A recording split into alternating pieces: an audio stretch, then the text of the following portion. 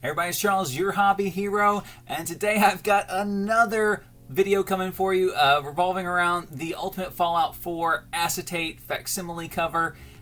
Just when you thought everything was done, CGC is back to stir the pot with yet another decision on what they're going with this book. So before we get started, if you haven't already, please consider subscribing down the bottom corner. I do appreciate it. I do put out regular content about the hobbies that I love the most. Now, I will say this before I jump in and down CGC's throat on this one. I will give credit where credit is due. After doubling down originally on their stance on this book, and then even doubling down again after a lot more information and community outrage came around this book, CGC came out and finally did the right thing. It takes a lot to come out and say, we're right, and then come back out and say, hey, we're wrong. Now, they should have done it in the first place, and we'll kind of get into that here and later in the video, but I will give credit where credit is due.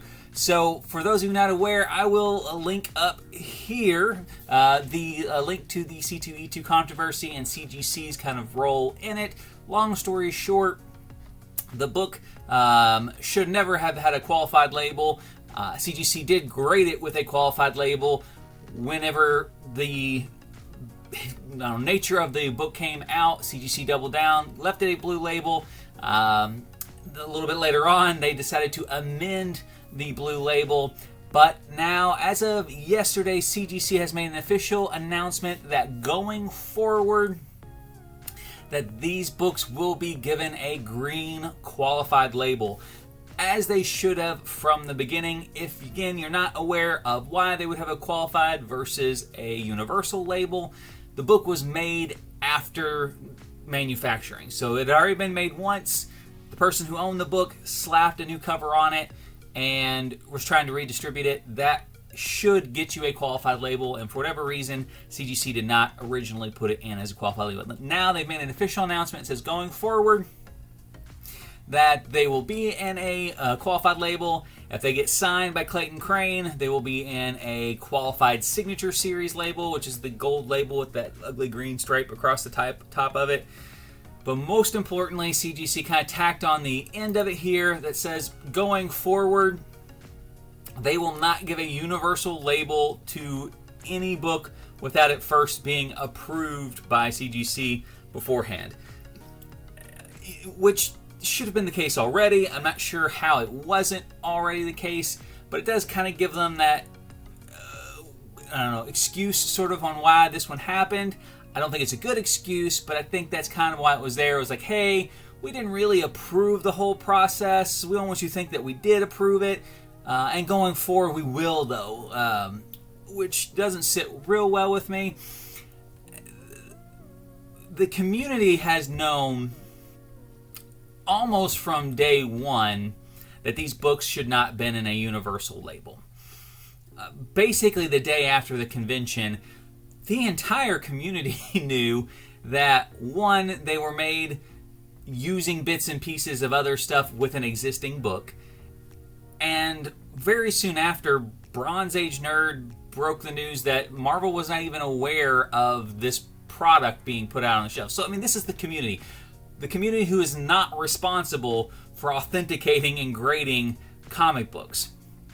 Now, I've had a few books that have had some specific circumstances around them with CGC, and coming from the card side, I know CGC does a lot of research before they grade, early release cards, test print cards, etc. So for me, I don't know that I can believe that CGC started grading these books without knowing the history of these books. I can't believe that they would be grading these books knowing full well that these weren't going to be something that was approved by Marvel.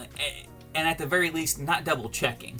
Hey, this is something we've never seen before. A book that we know already existed, and they just slapped a new cover on it. It's from the same artist, though, so it's probably fine. And that they wouldn't do their due diligence and say, hey, Marvel, are you okay with with the existence of this book, which I'm honestly, at that point, once Marvel has come out and said this is not okay to have this as a product, I'm honestly surprised they're grading them at all.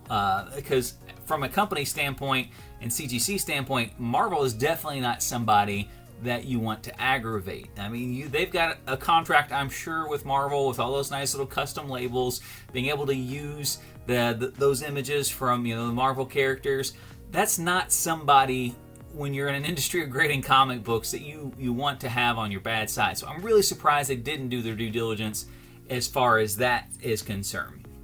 Another thing that opened up that he mentioned in the comments was that they were going to take into consideration the interior book when grading these going forward, not just the acetate cover that was on the outside, which causes a lot of problems. It basically creates two separate metrics of what this book is going to be graded. So there are already 9 9s and 10 O's of this book, and a lot of 9.8s that have already been graded for this book, are in the process of being graded, already been sent out from people who expressed it, etc. There's a lot of them. There's not a small amount. You can pull up the census numbers. I'm sure they're going to be updated before this video even gets published. And then now going forward, all of them are going to be graded on the fact that there is an interior book and an exterior book, which is going to hurt the grades. It's going to be very hard to press a book with an acetate cover. Like, you just don't do it. And the book inside is probably not going to be in super great condition because it was, splayed open and stapled a new cover onto it. So the next wave of books going through CGC are all going to be coming back with dramatically lower grades, which is just going to create kind of this false economy for these 9.8s, 9 9s, and 10 O's that are out there. And CGC has not made any official statement on what they're going to do with those. Like in the past, they will amend labels. If they send something out and the person who receives it is not willing to resubmit the book to get it fixed, then they'll just amend the history on it. But you can't amend a grade that you gave them. I mean, you may be able to go back and change all these universal labels to qualified labels on the registry, but you're not going to be able to go back and be like, oh, well, this 10-0, I remember the inside cover had a spine tick on it, so it shouldn't have been a 10-0. It's probably a 9.6 now. And this creates a whole other issue that they have not addressed yet. Will they address it? I don't know. It may be one of those things like, hey, we messed up. We know we messed up.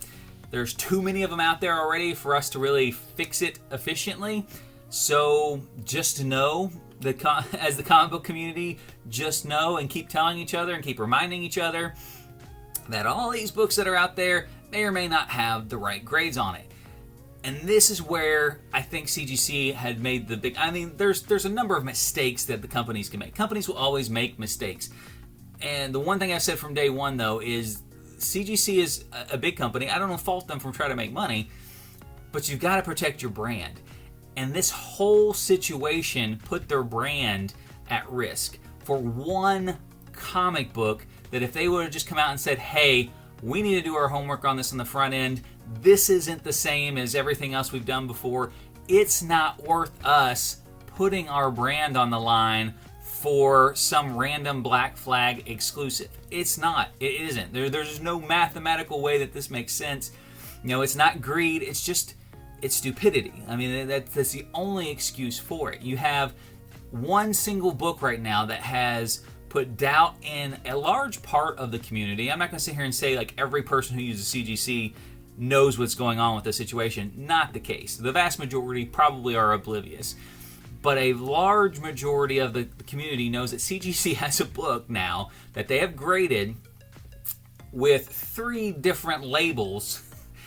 In a month's time, they've changed the label designation for this book 3 times, and now 2 different grading standards for this one book. So it has created way more issues than it could ever have possibly been profitable for the company to secure. There are a number of people who aren't going to submit this book now for grading.